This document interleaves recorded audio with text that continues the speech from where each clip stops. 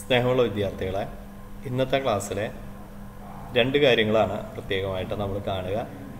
ഒന്ന് comparison between 2 stroke and 4 stroke എഞ്ചിനും അതുപോലെ തന്നെ comparison between petrol and diesel engine. ആദ്യത്തെ നമുക്ക് comparison between 2 stroke and 4 stroke എഞ്ചിനെ കുറിച്ച് ഡിസ്കസ് ചെയ്യാം. 2 സ്ട്രോക്ക് എഞ്ചിൻ, 4 സ്ട്രോക്ക് എഞ്ചിൻ.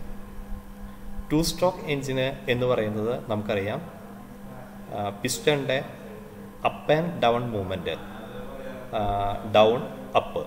അപ്പോൾ അങ്ങനെ രണ്ട് സ്ട്രോക്കിൽ താഴേക്ക് ബി ഡി സിയിൽ നിന്ന് ടി ഡി സിയിലേക്കും ടി ഡി സിയിൽ നിന്നും ബി ഡി സിയിലേക്കും, അങ്ങനെ ആ രണ്ട് സ്ട്രോക്കിലൂടെ ഒരു സൈക്കിള് കംപ്ലീറ്റ് ചെയ്യാം. എന്ന് പറഞ്ഞാൽ 4 operation: suction, compression, expansion and exhaust. ഇത് കംപ്ലീറ്റ് ചെയ്യും. അതേസമയം 4 സ്ട്രോക്കിലാണെങ്കിൽ 4 സ്ട്രോക്കിലാണ്. Top to bottom, bottom to top, then top to bottom, then bottom to top. അങ്ങനെ 4 സ്ട്രോക്കാണ്. അതുപോലെ തന്നെ ക്രാങ്ക് ഷാഫ്റ്റിൻ്റെ ആണെങ്കിൽ 2 റവല്യൂഷൻ. അങ്ങനെയാണെങ്കിൽ അതിന് നമ്മൾ 4 സ്ട്രോക്ക് എഞ്ചിൻ എന്ന് പറയും. ഇതാണ് അതിൻ്റെ മെയിൻ വ്യത്യാസം. ഇതിൽ പവർ സ്ട്രോക്ക്, അതുകൊണ്ട് തന്നെ ഇതിൽ 2 സ്ട്രോക്കിൽ തന്നെ ഒരു ഓപ്പറേഷൻ എന്ന് പറയുന്നത് എക്സ്പാൻഷനാണ്, അല്ലെങ്കിൽ വർക്കിംഗ് സ്ട്രോക്കാണ്. പവർ സ്ട്രോക്ക് ഒരു റവല്യൂഷനിൽ തന്നെ ഒരു പവർ സ്ട്രോക്ക് ഉണ്ടാവും, അല്ലെങ്കിൽ 2 സ്ട്രോക്കിൽ ഒരു പവർ സ്ട്രോക്ക് ഉണ്ടാവും.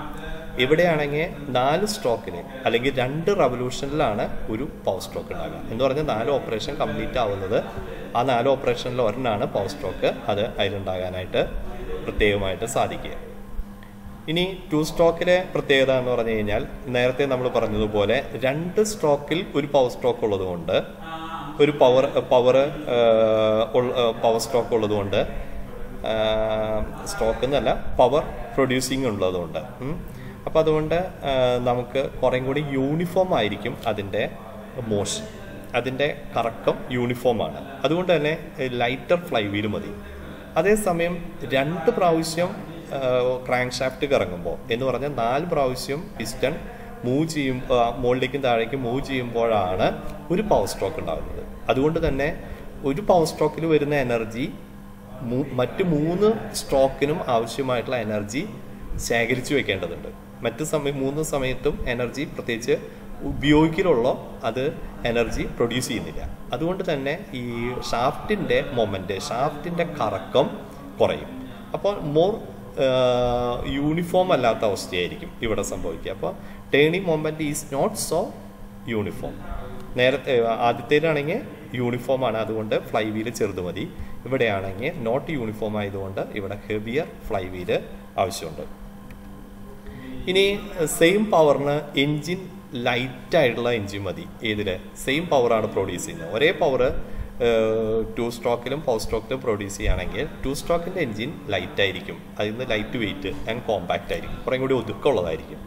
അതേസമയം 4 സ്ട്രോക്കിലാണെങ്കിൽ സെയിം പവറിന് എൻജിൻ ഹെവി ആയിരിക്കും, ബൾക്കി ആയിരിക്കും. ബൾക്കി എന്ന് പറഞ്ഞാൽ കുറേ കൂടി ഒരു ബൾക്കി, തടിച്ചതായിരിക്കും. അതായത് ഹെവി ആയിരിക്കും, ഭാരമുള്ളതായിരിക്കും.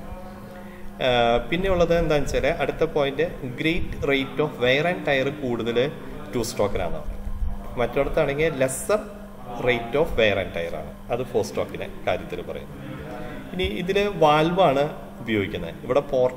ഇവിടെ വാൽവില്ല. 2 സ്ട്രോക്കിൽ വാൽവ് അല്ല ഉപയോഗിക്കുന്നത്. വാൽവുകൾ എന്ന് പറഞ്ഞു കഴിഞ്ഞാൽ inlet valve, outlet valve. Inlet valve work ചെയ്യണമെങ്കിൽ, ഓപ്പറേറ്റ് ചെയ്യണമെങ്കിൽ അതിന് ടാപ്പറ്റ് വേണം, ക്യാമ് വേണം, ക്രാങ്ക് ഷാഫ്റ്റായിട്ട് ബന്ധം വേണം. ഇതൊക്കെ വേണം വാൽവുകൾ വർക്ക് ചെയ്യാനായിട്ട്. അതൊരു വാൽവ് മെക്കാനിസം തന്നെ ആവശ്യമുണ്ട്. എന്നാൽ ഇവിടെ വാൽവുകളൊന്നുമില്ല, വെറും പോർട്ടുകൾ മാത്രമേ ഉള്ളൂ. ഹോളാണത്. പോർട്ട് എന്ന് പറഞ്ഞാൽ വെറും ഹോള്. അത് അടയ്ക്കാനും തുറക്കലൊക്കെ നടക്കുന്നത് പിസ്റ്റണിൻ്റെ മൂവ്മെൻറ്റ് പോലാണ്. ഇവിടെ നോ വാൽവ്സ്. ഇത്രയും കൂടി മെക്കാനിസം, അവിടെ സിമ്പിൾ കുറച്ച് പാർട്ടുകളെ ഉള്ളൂ. അതുകൊണ്ട് തന്നെയാണ് അത് കുറേയും കൂടിയും ലൈറ്റ് വെയ്റ്റും കോമ്പാക്റ്റും ആയിരിക്കുന്നത്.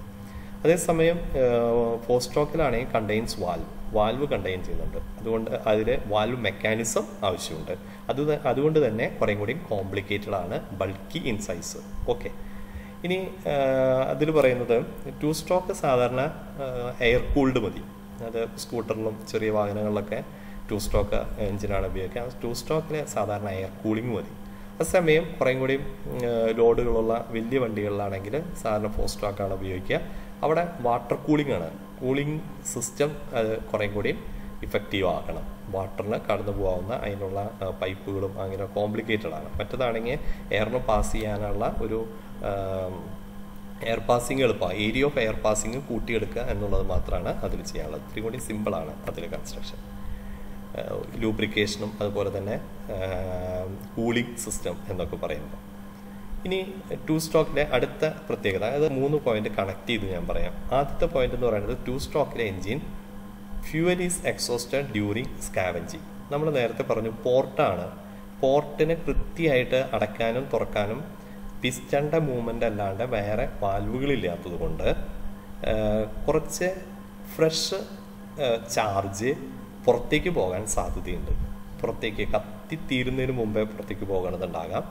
അതുപോലെ തന്നെ നമ്മൾ സക്ക് ചെയ്യുന്ന സമയത്ത്, സക്ഷൻ്റെ സമയത്ത് തന്നെ ഔട്ട്ലെറ്റ് വാൽവിൽ കൂടെ പുറത്തേക്ക് പോകുന്നുണ്ടാകും. അങ്ങനെ കുറച്ച് ഫ്യൂവൽ പുറത്തേക്ക് നഷ്ടപ്പെടാനായിട്ട് സ്കാവഞ്ചിങ് എന്ന് പറഞ്ഞാൽ എക്സോസ്റ്റ് ഗ്യാസ് പുറത്തേക്ക് വിടുന്നതിൻ്റെ ഒപ്പം മെയിൻ ചാർജും കുറച്ചൊക്കെ പുറത്തേക്ക് പോകാൻ 2 സ്ട്രോക്കിൽ സാധ്യതയുണ്ട്. കൃത്യം ഡിഫൈൻഡ് അല്ല ഓരോ സ്ട്രോക്കുകളും. അതേസമയം 4 സ്ട്രോക്കിലാണെങ്കിൽ സക്ഷൻ കഴിഞ്ഞിട്ടേ കംപ്രഷൻ തുടങ്ങും.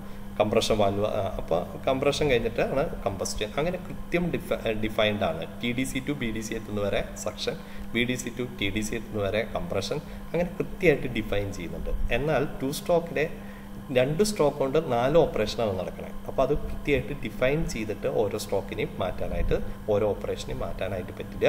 അതുകൊണ്ട് ഒന്ന് കഴിയുമ്പോഴേക്കും മറ്റൊന്ന് ഓപ്പൺ ആവുന്നത് കൊണ്ട് കുറച്ച് സ്കാവഞ്ചിങ്ങിലൂടെ, അതായത് എക്സോസ്റ്റ് പുറത്തേക്ക് പോകുന്നതിലൂടെ കുറച്ച് ഫ്യൂവലും പുറത്തേക്ക് പോകാൻ 2 സ്ട്രോക്കിൽ സാധിക്കില്ല. അതേസമയം each operation is distinct and well defined ഏത് 4 സ്ട്രോക്കിൽ. അതുകൊണ്ട് തന്നെ ഈ ഫ്യൂവൽ ആവശ്യമില്ലാതെ നഷ്ടപ്പെടുന്ന അവസ്ഥ ഉണ്ടാകില്ല. അതാണ് ഇതിൻ്റെ ഒരു പ്രത്യേകത. അതുകൊണ്ട് തന്നെ ഫ്യൂവൽ എന്ന് പറയുന്നതാണ് ഇൻപുട്ട്. ഒരു എഞ്ചിനിലേക്ക് കൊടുക്കുന്ന ഇൻപുട്ട് ഫ്യൂവലാണ്. ആ ഫ്യൂവലിനെ മാക്സിമം പവറാക്കി മാറ്റുക, വർക്കാക്കി മാറ്റുക എന്നുള്ളതാണ് ഔട്ട്പുട്ട്. അപ്പോൾ ഔട്ട്പുട്ട് എപ്പോഴും ഏതിനായിരിക്കും കൂടുതലുണ്ടാകുക? 4 സ്ട്രോക്കിനായിരിക്കും. 2 സ്ട്രോക്കിന് കുറച്ച് ഫ്യൂവല് പുറത്തേക്ക് കൃത്യം ഡിഫൈൻഡ് അല്ലാത്ത സ്റ്റോക്ക് ആയ കാരണം കുറച്ച് ഫ്യൂവല്, ഫ്രഷ് ആയിട്ടുള്ള ഫ്യൂവല് പുറത്തേക്ക് പോകാൻ സാധ്യതയുണ്ട്. അതുകൊണ്ട് മോർ ഫ്യൂവൽ കൺസംഷൻ കൂടുതൽ ആവശ്യം വരും. And fresh charge is mixed with exhaust gas. അപ്പോൾ എക്സോസ്റ്റ് ഗ്യാസിൻ്റെ കൂടെ ഫ്രഷ് എയർ മിക്സ് ചെയ്യുന്നത് കൊണ്ട് മോർ ഫ്യൂവൽ കൺസംഷൻ ഉണ്ടാകും.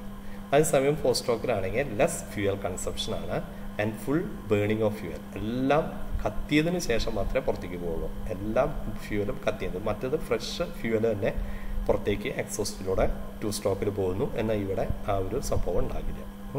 അതുകൊണ്ട് തന്നെ ഇനി മൂന്നാമത്തെ കാര്യം പറയുന്നത് എന്താണെന്ന് വെച്ചാൽ ലോവർ തെർമൽ എഫിഷ്യൻസി. 2 സ്ട്രോക്കിൽ ഇങ്ങനെ ഫ്യൂവൽ പോകുന്നുണ്ട്.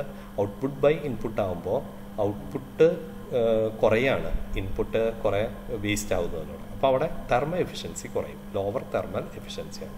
അതേസമയം ഇവിടെയാണെങ്കിൽ ഫ്യൂവൽ നഷ്ടപ്പെടാത്തതുകൊണ്ട് എല്ലാം ബേൺ ചെയ്ത് അതിൻ്റെ എനർജി ഉപയോഗിക്കുന്നതുകൊണ്ട് ഹയർ തെർമൽ എഫിഷ്യൻസി. അപ്പോൾ ഇത് 3 കണക്ട് ചെയ്ത് പറയണം. 2 സ്ട്രോക്കിലായതുകൊണ്ട് ഫ്യൂവല് സ്കാവഞ്ചിങ്ങിലൂടെ പോകുന്നു, അതുകൊണ്ട് തന്നെ കൺസപ്ഷൻ കൂടുന്നതുകൊണ്ട് എന്തുണ്ടാവും? എഫിഷ്യൻസി കുറയും. അപ്പോൾ ഈ 3 കാര്യം കണക്ട് ചെയ്ത് പഠിക്കാനായിട്ട് ശ്രദ്ധിക്കുക. ഇനി അടുത്ത പോയിന്റ് എന്ന് പറഞ്ഞാൽ ബിക്കോസ് ഓഫ് ലൈറ്റ് വെയിറ്റ്, ഇതിന് വെയിറ്റ് കുറവാണ്. അതുകൊണ്ട് തന്നെ simplicity due to absence of valve mechanism ഇല്ലാത്തതുകൊണ്ട് ഇത് കുറേ കൂടി ലൈറ്റ് വെയിറ്റ് ആണ്. ചീപ്പർ ഇൻ ഇനീഷ്യൽ കോസ്റ്റ് ഇതിന് കുറവാണ്. ഇതിന് 2 സ്ട്രോക്ക് എഞ്ചിന്. അതേസമയം 4 സ്ട്രോക്കിലാണെങ്കിൽ വാൽവ് മെക്കാനിസം ഒക്കെ ഉണ്ട്, ഹെവി വെയിറ്റ് ആണ്, അത് കുറേ കൂടി കോസ്റ്റ് കൂടുതലാണ്. ഓക്കെ, അപ്പോൾ ഈ 2 stroke engines are used where low cost compact. ഇത് അപ്ലിക്കേഷനാണ്. എവിടെയാണ് നമ്മൾ 2 സ്ട്രോക്ക് എഞ്ചിൻ ഉപയോഗിക്കുക, എവിടെയാണ് ലോ കോസ്റ്റ് ആവശ്യമായത്, കോമ്പാക്ട്നെസ് കുറേ കൂടി എഞ്ചിൻ ചെറുത് മതി, ലൈറ്റ് വെയിറ്റ് ഇമ്പോർട്ടൻസ്, അങ്ങനെയുള്ളിടത്തൊക്കെയാണ് സിമ്പിളായിട്ടുള്ള ലോഡിങ്, ലൈറ്റ് ലോഡുള്ള വെഹിക്കിൾസൊക്കെ ഈ 2 സ്ട്രോക്കാണ് നമ്മൾ ഉപയോഗിക്കുന്നത്. അതേസമയം 4 സ്ട്രോക്ക് ആണെങ്കിൽ കുറേ കൂടി ഹെവി ലോഡുള്ള എഞ്ചിനും വാഹനങ്ങൾക്കും അതുപോലെ തന്നെ എൻജിൻസിനും അതുപോലെ എഫിഷ്യൻസി കൂടുതൽ ആവശ്യമുണ്ട് എന്നുള്ളിടത്തൊക്കെയാണ് 4 സ്ട്രോക്ക് എൻജിൻസ് ഉപയോഗിക്കുക. ഓക്കെ, പിന്നെ സിമ്പിൾ ലൂബ്രിക്കേറ്റിംഗ് സിസ്റ്റം. ഇതിൽ സിമ്പിൾ ലൂബ്രിക്കേഷൻ, അത് കൂളിംഗ് സിസ്റ്റം ആണെങ്കിലും ഇതാണെങ്കിലും ലൂബ്രിക്കേറ്റിംഗ് ആണെങ്കിലും 2 സ്ട്രോക്കിൽ സിമ്പിളാണ്. അതേസമയം ഇവിടെ കോംപ്ലിക്കേറ്റഡ് ലൂബ്രിക്കേറ്റിംഗ് സിസ്റ്റം. ഇതൊക്കെയാണ് ഇതിനെ പൊതുവായിട്ട് കമ്പാരിസൺ ആയിട്ടുള്ളത്. ഇതിൽ ഞാൻ പച്ചയും അതുപോലെ തന്നെ ഈ കളർ വ്യത്യാസത്തിൽ കൊടുത്തിരിക്കുന്നത്, പച്ച കളർ കൊടുത്തേണ്ടതൊക്കെ ഇതിൻ്റെ അഡ്വാൻറ്റേജ് ആണ്. അപ്പോൾ ഇതിന് കറസ്പോണ്ടിങ് ആയിട്ട് വരുന്നത് ഇതിൻ്റെ ഡിസഡ്വാൻറ്റേജ് ആവും. അപ്പോൾ ഏതെങ്കിലും തരത്തിൽ ചോദിക്കുകയാണ് advantage of 2 stroke cycle engine എന്നൊക്കെ ചോദിക്കുകയാണെങ്കിൽ നമുക്ക് വേണമെങ്കിൽ ഈ പച്ച അടയാളപ്പെടുത്തിയ simple lubricating system, simple cooling system, പിന്നെ because of light weight and simplicity due to absence of valve mechanism cheaper in initial cost. അപ്പോൾ ഇതൊക്കെ നമുക്ക് ഇതിൻ്റെ അഡ്വാൻറ്റേജ്. ഡിസഡ്വാൻറ്റേജിൽ പറയുമ്പോൾ lower thermo efficiency, in two stroke some fuel is exhausted during സ്കാവഞ്ചിങ്ങിൽ fuel നഷ്ടപ്പെടുന്നുണ്ട്, more fuel consumption, ഇതൊക്കെ അതിൻ്റെ ഡിസഡ്വാൻറ്റേജ് ആണ്. അപ്പോൾ നമ്മൾ ചിലപ്പോൾ ഈ ഒരു ഇതിൽ തന്നെ നമുക്ക് അത് പറക്കി ഏതാണ് അഡ്വാൻറ്റേജ്, അത് ഏതാണ് ഡിസഡ്വാൻറ്റേജ്, എങ്ങനെയാണ് കമ്പയർ ചെയ്യേണ്ടത്, ഇതെല്ലാം ഇതിൽ നിന്ന് തന്നെ നമ്മൾ മനസ്സിലാക്കി എടുക്കാനായിട്ട് ശ്രദ്ധിക്കുക. അപ്പോൾ കമ്പയർ ചെയ്യുക എന്ന് പറഞ്ഞാൽ ഇതുപോലെ കമ്പയർ ചെയ്യുക. അഡ്വാൻറ്റേജും ഡിസഡ്വാൻറ്റേജും ഒക്കെ എഴുതാൻ പറഞ്ഞു കഴിഞ്ഞാൽ ഇതിനനുസരിച്ച്. അപ്പോൾ ഇത് അഡ്വാൻറ്റേജ് ആണെങ്കിൽ ഇപ്പുറത്തേൻ്റെ അത് ഡിസഡ്വാൻറ്റേജ് ആവും. അങ്ങനെ ആ രീതിയിൽ നിങ്ങളൊന്ന് അത് കമ്പയർ ചെയ്ത് കൂടി പഠിക്കാനായിട്ട് ശ്രദ്ധിക്കുക. ക്വസ്റ്റ്യൻ വരുമ്പോൾ പല രീതിയിൽ, ചിലപ്പോൾ അഡ്വാൻറ്റേജ് ആവും, ചിലപ്പോൾ ഡിസഡ്വാൻറ്റേജ് ആവും, ചിലപ്പോൾ കമ്പാരിസൺ ആവാം, ചിലപ്പോൾ വെറുതെ 4 സ്ട്രോക്ക് സൈക്കിൾ എന്താണെന്നാവും. അപ്പോൾ അതൊക്കെ നമ്മൾ ചോദിക്കുമ്പോൾ അതനുസരിച്ച് എഴുതാനായിട്ട് പ്രത്യേകം ശ്രദ്ധിക്കുക. Comparison between petrol engine and diesel engine. അപ്പോൾ പെട്രോൾ എഞ്ചിൻ്റെയും ഡീസൽ എഞ്ചിൻ്റെയും സാധാരണ പെട്രോൾ എഞ്ചിനെ പറയുന്ന പേരാണ് സ്പാർക്ക് ഇഗ്നിഷൻ എഞ്ചിൻ, മറ്റേനെ പറയാം കംപ്രഷൻ ഇഗ്നിഷൻ എഞ്ചിൻ എന്നാണ് പറയാം. അതാണ് SI എഞ്ചിൻ, CI എഞ്ചിൻ. ചിലപ്പോൾ ആ ഡിഫറൻസ് എന്ന് പറഞ്ഞിട്ട് ചിലപ്പോൾ പെട്രോൾ എഞ്ചിനെ SI എഞ്ചിൻ എന്ന് പറയാം, അങ്ങനെയൊക്കെ ചിലപ്പോൾ ചോദിക്കാറുണ്ട്. SI എഞ്ചിനും CI എഞ്ചിനും തമ്മിലുള്ള ഡിഫറൻസ് എന്താണ്? അപ്പോൾ നമ്മൾ ചെയ്യേണ്ടത് എന്താണെന്ന് വെച്ചാൽ ഈ ഒരു വ്യത്യാസം SI എഞ്ചിൻ, CI എഞ്ചിൻ എന്നൊക്കെ നമ്മൾ എഴുതാനായിട്ട് ശ്രദ്ധിക്കുക. അപ്പോൾ അങ്ങനെയും ചിലപ്പോൾ ചോദിക്കാറുണ്ട്, SI എഞ്ചിനും CI എഞ്ചിനും തമ്മിലുള്ള ഡിഫറൻസ്. ഓക്കെ, അപ്പോൾ അത് ഒന്ന് ചിന്തിച്ചാൽ മതി. SI CI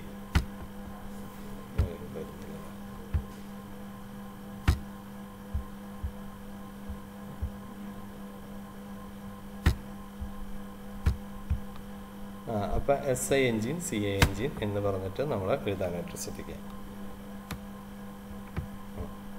പിന്നെ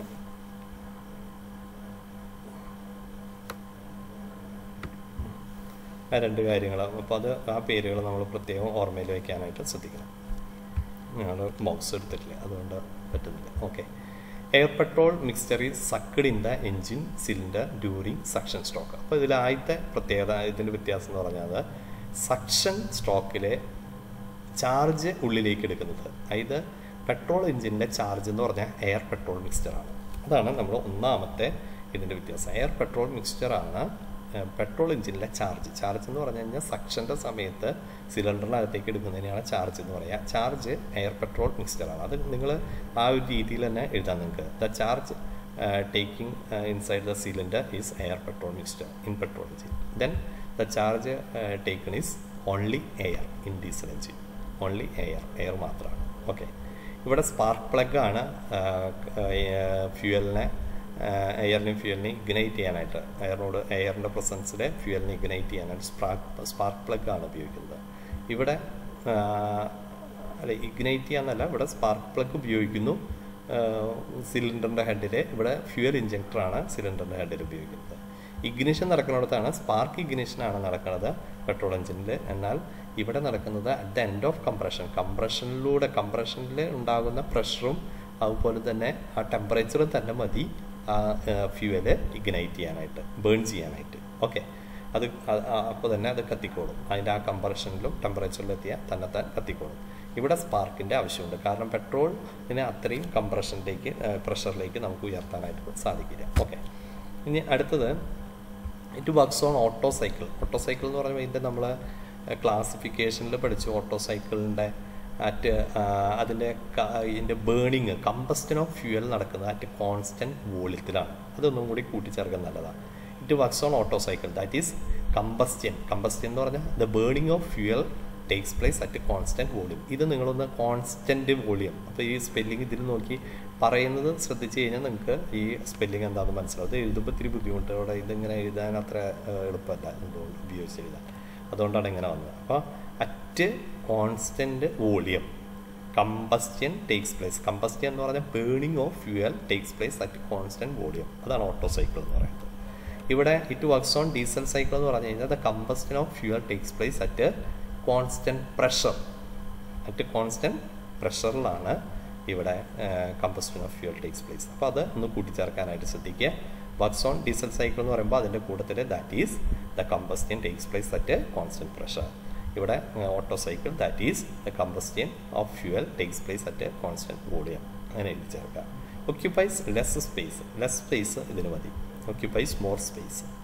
മോർ റണ്ണിങ് കോസ്റ്റ് വേണം പെട്രോൾ എഞ്ചിന്. കാരണം എന്താണ്? The fuel is costlier. Fuel costlier ആയതുകൊണ്ട് മോർ റണ്ണിങ്. അപ്പോൾ ഇത് രണ്ടും ബന്ധമുണ്ട്, ഈ രണ്ട് സാധനം. Petrol is costlier, that is more running cost. Okay. Light in wait കുറവാണ്, അതുകൊണ്ട് ഒക്യുപ്പൈസ് ലെസ് സ്പേസ്. അപ്പോൾ വെയിറ്റും സ്പേസും തമ്മിൽ ബന്ധമായി. ഇവിടെ occupies more space because fuel is heavy in weight heavier ആയതുകൊണ്ട് മോർ സ്പേസും അതിന് ആവശ്യമുണ്ട്. അത് ഒരു ബന്ധമുള്ളതാണ്. മറ്റത് റണ്ണിങ് കോസ്റ്റും ഫ്യൂവലിൻ്റെ കോസ്റ്റും തമ്മിൽ ബന്ധമുണ്ട്. പെട്രോൾ ബീയിങ് വൊളാറ്റൈൽ ആണ്, അതുകൊണ്ട് ഇറ്റ് ഈസ് ഡേഞ്ചറസ്. വൊളാറ്റൈൽ ആയതുകൊണ്ട് കുറേ കൂടെ ഡേഞ്ചറസ് ആണ്. അതേസമയം ഇതങ്ങനെ ആവിയായിട്ടൊന്നും പോവില്ല. Diesel is known volatile, it is known dangerous. അങ്ങനെ പെട്ടെന്ന് അപകടം ഉണ്ടാക്കുന്ന, തന്നെ കത്താനുള്ള സാധ്യത പെട്ടെന്ന് പെട്രോളിനാണ്. പെട്ടെന്ന് എന്തെങ്കിലും സ്പാർക്കിങ് വരുമ്പോഴേക്കും അത് കത്തിപ്പോകാനായിട്ട് സാധ്യതയില്ല. വൊളാറ്റൈലാണ്, ഇത് നോൺ വൊളാറ്റൈലാണ്, നോൺ ഡേഞ്ചറസ് കമ്പാരിറ്റീവ്ലി. ഓക്കെ, അതാണ് നമ്മൾ ശ്രദ്ധിക്കേണ്ടത്.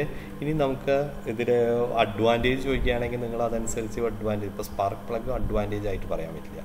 സക്കഡ് in the engine cylinder during അതും പറയാൻ പറ്റില്ല. വർക്ക്സ് ഓൺ ഓട്ടോ സൈക്കിൾ അതൊരു അഡ്വാൻറ്റേജ് ആയിട്ട് പറയാൻ പറ്റില്ല. Less space, running cost, light in weight, ഇതൊക്കെ നമുക്ക് ഇപ്പോൾ ലെസ് സ്പേസ് ഇതിൻ്റെ അഡ്വാൻറ്റേജ് ആണ്.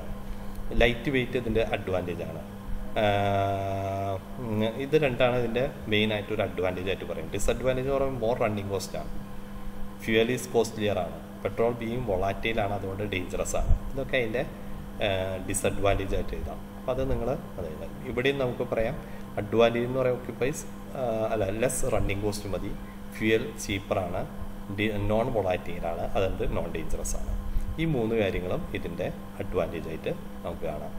അതേസമയം ഹെവി ഇൻ വെയിറ്റ് അതിൻ്റെ ഡിസഡ്വാൻറ്റേജ്, ഒക്യുപ്പൈ സ്മോൾ സ്പേസ് ഇതിൻ്റെ ഡിസഡ്വാൻറ്റേജ്. ഇങ്ങനെയൊക്കെയാണ് ഇതിന് തിരിക്കാവുന്നത്. ഈ കാര്യങ്ങൾ പ്രത്യേകമായിട്ട് കമ്പസ്റ്റ്യൻ എന്നുള്ള വാക്ക് ഞാൻ അവിടെ എഴുതിയിട്ടുണ്ട്. അപ്പോൾ അത് നേരത്തെ പറഞ്ഞു combustion takes place at constant volume, combustion takes place at constant pressure. ഇത്രയും കാര്യങ്ങളാണ് നമുക്ക് ഈ മോഡ്യൂളിൽ ഈ സബ്ജക്റ്റിനോട് ബന്ധപ്പെട്ട് പഠിക്കാനുള്ളത്. നിങ്ങൾ ഈ ഡീസൽ എഞ്ചിൻ്റെയും ഇതിൻ്റെയും പെട്രോൾ എഞ്ചിൻ്റെയും ഒക്കെ വർക്കിംഗ് പഠിക്കുമ്പോൾ അതിൻ്റെ ഫിഗറുകൾ കൃത്യമായിട്ട് അതിൻ്റെ വരയ്ക്കാനായിട്ട് പ്രത്യേകം പരിശീലിക്കണം കേട്ടോ. ഓക്കെ.